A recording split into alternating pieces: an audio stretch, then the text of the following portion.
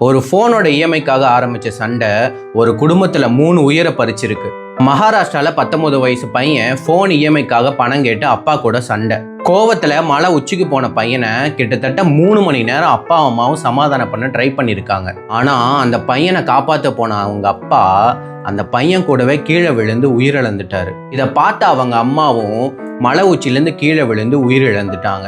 ஒரு போனுக்காக ஆரம்பிச்ச சண்டை 3 உயிர்ல போய் முடிஞ்சிருக்கு. இந்த நியூஸை பார்த்துட்டு போன் மட்டும்தான் ப்ராப்ளம்னு கடந்து போயிடக்கூடாது. நம்ம குழந்தைங்க கூட என்ன பேசுறோம், அவங்க என்ன யோசிக்கிறாங்க, என்ன ஃபீல் பண்றாங்கன்னு நம்ம யோசிக்கணும். அவங்க ஏதாவது கேட்டா அது வேணான்னு சொல்லலாம், முடியாதுன்னு சொல்லலாம். ஆனா ஏன் வேணும், என்ன ஆச்சுன்னு கேட்குற பழக்கம் நமக்கு இருக்கணும்.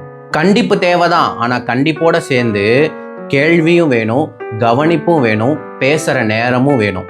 குழந்தை தானன்னு எதையும் விட்டுடாம சரியா சொல்லி கொடுக்கணும். தப்பா இருந்தா திருத்தணும், அவங்க மனசுல என்ன இருக்குன்னு புரிஞ்சுக்கணும். ஏன்னா குழந்தை நம்ம வார்த்தையை கேட்கணும்னு நினைக்கிறதுக்கு முன்னாடி நம்ம அவங்க வார்த்தையை கேட்க கத்துக்கணும். குழந்தைய வளர்க்கறதுனா அவங்க கையை பிடிக்கிறது மட்டும் இல்லை, அவங்க மனசை புரிஞ்சுக்கிட்டு அவங்க கூட நடக்கிறதும் தான். இதை பத்தி நான் உங்க கருத்தை கமெண்ட்ல சொல்லிட்டு போங்க.